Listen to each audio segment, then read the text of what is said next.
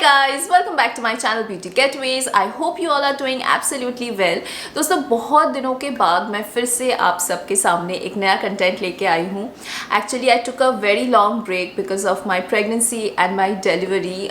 मैंने सोचा था कि फुल मेरे प्रेगनेंसी की जर्नी में मैं अच्छे कंटेंट्स बनाऊँगी, आप सबके लिए अच्छे वीडियोज़ बनाऊँगी. पर फुल मेरा जो प्रेगनेंसी का टेन्योर था उसमें मुझे काफ़ी हेल्थ इश्यूज़ हुए थे, तो मैं कुछ नहीं कर पाई. और डिलीवरी भी मेरा इमरजेंसी में हुआ है, तो एक दिन मैं बैठ के सब आपके साथ शेयर करूँगी. पर चलिए, जो भी हुआ अच्छा हुआ, क्योंकि अब जब मैंने वो जर्नी जो है वो एक्सपीरियंस कर लिया है, तो मैं अपने एक्सपीरियंस से आपके लिए सारा जो वीडियोस मैंने सोचा था कि मैं बनाऊँगी बिफोर माई डिलीवरी, वो मैं अब बनाऊँगी. आज का जो वीडियो है what's in my hospital bag, actually what was in my hospital bag and What should be in your hospital bag, इसका टाइटल ये होना चाहिए.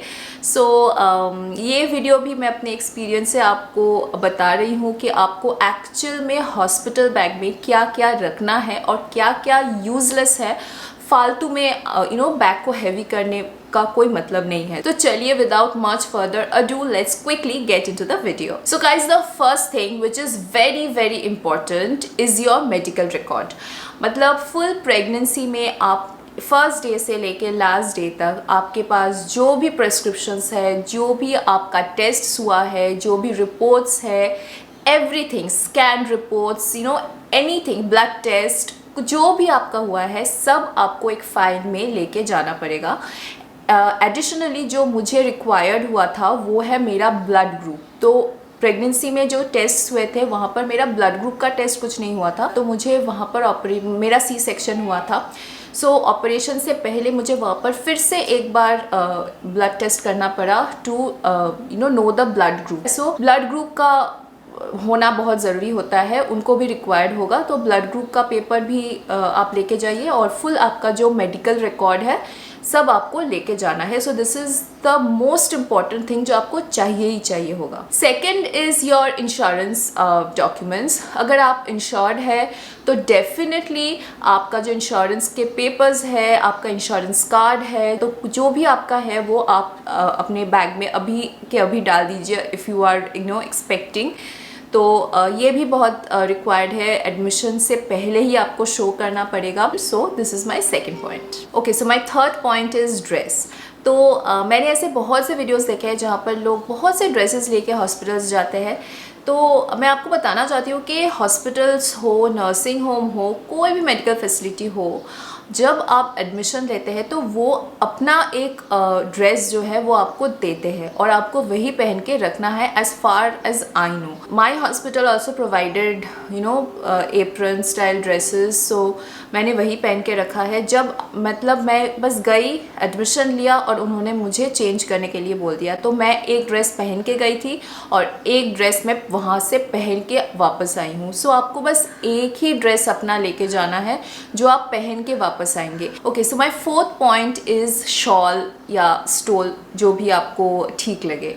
सो इसका क्या फ़ायदा मैं आपको बताती हूँ. एक्चुअली डिलीवरी के बाद आपका जो ब्रेस्ट साइज़ है या फिर निपल साइज़ है वो थोड़ा सा चेंज हो जाता है, और जो हॉस्पिटल या नर्सिंग होम से जो आपको ड्रेस देते हैं वो काफ़ी पतला होता है और आपको चल के भी जाना पड़ता है nursery to feed your child. तो उस वक्त ना थोड़ा सा अनकम्फर्टेबल हो जाता है. सो इन दैट केस अगर उस वक्त आप अपने आप को शॉल से या स्टोल से थोड़ा सा रैप करके या थोड़ा सा फ्रंट में उसको डाल के आप जाए तो वो आपको ठीक लगेगा. That's what I think. और एक और यूज़ है, वो है फीडिंग रूम में. You are not the only one feeding your child. Okay, so feeding your baby. बहुत से और मदर्स हैं जो अपने बेबीज़ को फीड करने के लिए बैठे हैं वहाँ पे. So in that case if you are not comfortable feeding your baby in front of others, आप अपने आप को शॉल से कवर करके बेबी को फीड करवा सकते हैं. Okay, so the next thing is towel. मेरे हॉस्पिटल ने तो मुझे टॉवल प्रोवाइड नहीं किया था, लेकिन मुझे अगर मैं अपने हाथों को भी धो रही हूँ, फेस को धो रही हूँ, तो मुझे टॉवल की ज़रूरत पड़ रही थी. और वहाँ पर आपको वैसे तो नहाने नहीं देंगे, स्पेशली अगर आपका सी सेक्शन हुआ है. तो मेरा तो सी सेक्शन हुआ था, मुझे नहीं पता कि नॉर्मल डिलीवरी में वो लोग नहाने देते हैं कि नहीं, लेकिन फिर भी टॉवल हर चीज़ के लिए रिक्वायर्ड होता है. So I think towel is one thing that you must definitely keep in your hospital bag. Okay, next is undergarments.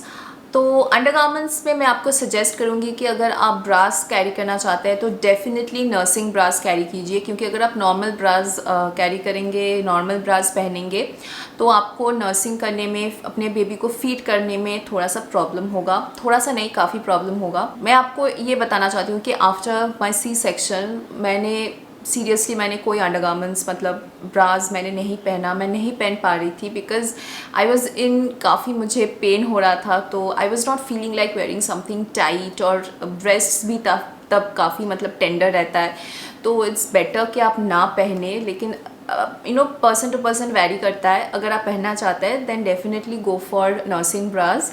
और पैंटीज़ में मैं आपको कहूँगी डेफिनेटली अगर आप प्रेग्नेंट है, अगर आपका डिलीवरी होने वाला है, नॉर्मल हो, सी सेक्शन हो, आपको नहीं पता, फिर भी आप हिपस्टर जो पैंटीज़ मिलता है आप वो ख़रीदें अपने लिए, क्योंकि अगर बाय चांस आपका सी सेक्शन होता है तो आप नॉर्मल जो पैंटीज़ है वी शेप में जो नॉर्मली हम लोग पहनते हैं वो मतलब आप पहन ही नहीं पाएंगे, क्योंकि आपका जो सी सेक्शन में जो स्टिच रहता है उसमें वो पैंटी का जो इलास्टिक है वो रब होता है, तो उससे बहुत ज़्यादा पेन, मतलब आप पहन ही नहीं पाएंगे। तो इट्स बेटर कि आप हिपस्टर पैंटीज़ खरीदें अपने लिए, 3-4 पैंटीज़ खरीदिए, I think that is enough. So this is one thing that you should definitely keep in mind. Next is slippers. Now I think slippers is something that you should definitely carry with your self, क्योंकि अगर आप बाहर का जूता पहन के आप bathroom जाएंगे ना तो वो बहुत ज़्यादा मतलब गंदा हो जाता है, तो आई थिंक स्लीपर्स पहन के आप हॉस्पिटल में जिस रूम में आप रह रहे हैं वहाँ पर आप मूवमेंट कीजिए, बाथरूम जाइए,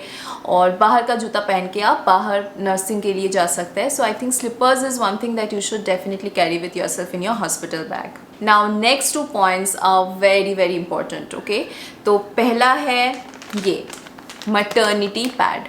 मैंने न्यू मॉम का ख़रीदा था, और भी कंपनीज़ मतलब का मिलता है, और भी ब्रांड्स का मिलता है, आप वो भी परचेज़ कर सकते हैं।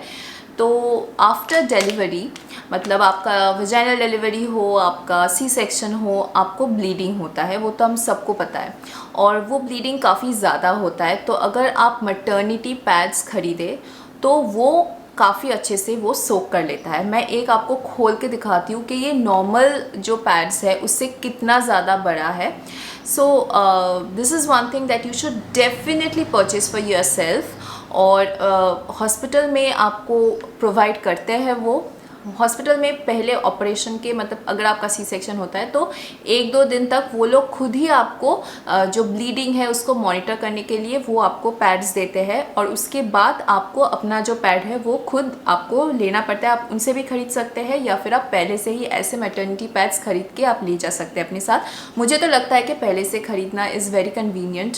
तो आप एक ऐसा, मैंने काफ़ी ज़्यादा पैकेट्स ख़रीद लिया था, एक्चुअली 4-5 पैकेट्स मैंने इसका ख़रीद लिया था, तो मुझे उतना नहीं लगा, क्योंकि 7-8 दिन के बाद ना वो ब्लीडिंग जो है वो थोड़ा सा कम हो जाता है, तो आपको रेगुलर जो पैड्स है उससे भी आपका हो जाता है काम। लेकिन पहले 7 to 8 डेज़ तक आपको ये जो पैड्स है उसको ही यूज़ करना है, तो आप उस हिसाब से आप खरीद सकते हैं। Okay, so if you are using a maternity pad तो आपको एक और चीज़ खरीदना है, which is this is a pad fixator. तो मैं आपको दिखाती हूँ कि ये क्या है। So this is how it looks. Okay, तो ये एक पैंटी स्टाइल है, this is totally a pant only, this is disposable.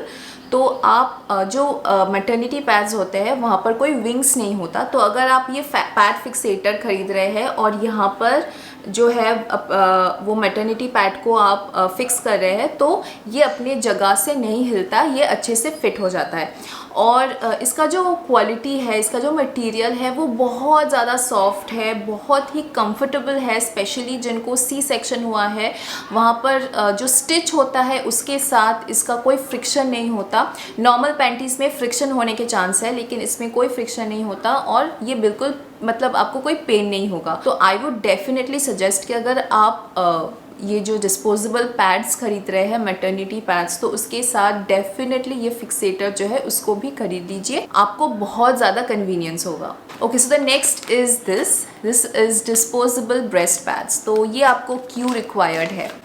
तो ये जो चीज़ है ये आफ्टर डिलीवरी बहुत से वुमेन को जो होता है वो लीकेज होता है मिल्क का, क्योंकि आपको नया नया मिल्क प्रोडक्शन होना स्टार्ट हुआ है, तो काफ़ी वुमेन को ये प्रॉब्लम होता है कि बहुत ज़्यादा लीकेज होने के चांसेस है। और क्योंकि आपको आफ्टर डिलीवरी आपको चल के पब्लिक एरिया में आपको फिर फीडिंग रूम तक जाना पड़ता है, तो आई थिंक अगर आप ये ब्रेस्ट पैड्स जो है वो ख़रीद के वो लगा के जाएंगे तो अनकंफर्टेबल फील आप नहीं करेंगे। लीकेज का कोई प्रॉब्लम, मतलब लीकेज तो होगा लेकिन ये जो ब्रेस्ट पैड्स है वो उसको सोक कर लेगा, तो आपको मतलब अनकंफर्टेबल फील नहीं होगा। So I will show you how this looks. तो ये जो है ये लव लैब की है, मैंने लव लैब का परचेज़ किया है। दिस इज़ 36 पीसेस का पैड। सारे जो चीज़ें मैंने परचेज़ किया है उसका लिंक मैं नीचे डिस्क्रिप्शन बॉक्स में दे दूँगी, और मतलब जो डिटेल्स है वो भी मैं डिस्क्रिप्शन बॉक्स में दे दूँगी। तो ये जो है ये कुछ इस तरीके का दिखता है। ये एक पैड है, तो मैं इसको खोल के आपको दिखाती हूँ। सो this is how it looks. Okay, तो पीछे ये जो है ये एक अगर आप इसको ओपन करें तो दिस इज़ द गम। ये आप स्टिक कर सकते हैं। ये मान लीजिए कि ये आपका ब्रा है, तो आप इसमें ब्रा का कप है तो आप इसमें इस तरह से इसको चिपका सकते हैं, तो ये आपका जो मिल्क जो लीकेज है वो सोक कर लेता है। So this is one thing that मुझे काफ़ी मतलब यूज़फुल लगा, और मैंने देखा भी है दूसरे वुमेन को फीडिंग रूम में कि उनका लीकेज हो रहा है और उनका जो फुल ड्रेस है वो बिल्कुल भीग चुका है। तो I think this is one thing जो बहुत आई थिंक यूज़फुल है स्पेशली नए मॉम्स के लिए। Next is definitely your toiletries. तो जो भी आपको रिक्वायर्ड है, आपको लगता है वहाँ पर आपको रिक्वायर्ड होगा, आप वो अपने साथ लेके जाइए। अगर आप मुझसे पूछेंगे तो I think one moisturiser is more than enough after such a hectic thing like delivery. आपको नहीं लगेगा कि आप वहाँ पर बैठ के स्किन केयर करें या हेयर केयर करें। वहाँ पर आपको एक मॉइस्चराइज़र, क्योंकि एसी चलता है तो थोड़ा सा ड्राइंग हो जाता है स्किन, तो थोड़ा सा मॉइस्चराइज़र लगा लीजिए अपने फेस पर, अपने बॉडी पर। और लिप बाम बहुत हॉट भी, मेरा तो काफ़ी ड्राई हो गया था, तो वो भी बस थोड़ा सा ठीक रहता है। थोड़ा सा lip balm, moisturizer and I think you are done. Next is definitely mobile and charger. उसके बिना तो मतलब दुनिया ही ख़त्म है हम लोगों के लिए। Mobile and charger very important. Last but not the least, आप डेफिनेटली अपने साथ एक पेपर और पेन लेके जाइए, क्योंकि वहाँ पर जो पीडियाट्रिशियन है वो आपको कुछ एडवाइस देंगे, आपके जो गायनेकोलॉजिस्ट है वो आपको कुछ एडवाइस देंगे, आपके जो डाइटिशियन है वो भी आपको कुछ एडवाइस देंगे। तो सारा कुछ चीज़ अपने दिमाग में उतना रहता नहीं है। तो आई थिंक अगर आप थोड़ा सा लिख ले कि स्पेशली बेबीज़ के रिलेटेड जो भी एडवाइसेस है वो थोड़ा सा अगर आप लिख ले तो आपको बाद में भी वो याद रहेगा। मतलब याद नहीं रहेगा, आप देख के आप याद कर सकते हैं कि हाँ ये मुझे करने के लिए बोला गया था। तो guys, these were the really important things and actually the only things that you require to take with you in your hospital bag. तो अगर आपको आज का वीडियो पसंद आया हो, अगर आपके लिए यूज़फुल रहा हो, तो प्लीज़ डेफिनेटली इस वीडियो को लाइक कीजिए और मेरे चैनल को ज़रूर सब्सक्राइब कीजिए मेरे साथ जुड़े रहने के लिए। मैं अपने प्रेगनेंसी स्टोरीज शेयर करने वाली हूँ और प्रेगनेंसी रिलेटेड वीडियोस भी मैं काफ़ी अभी करने वाली हूँ। तो अगर आपको ऐसे वीडियोस पसंद है तो डेफिनेटली स्टे ट्यून्ड, और मैं आपसे मिलूँगी मेरे अगले वीडियो में बहुत ही जल्द। तब तक के लिए you take good care of yourself. Bye.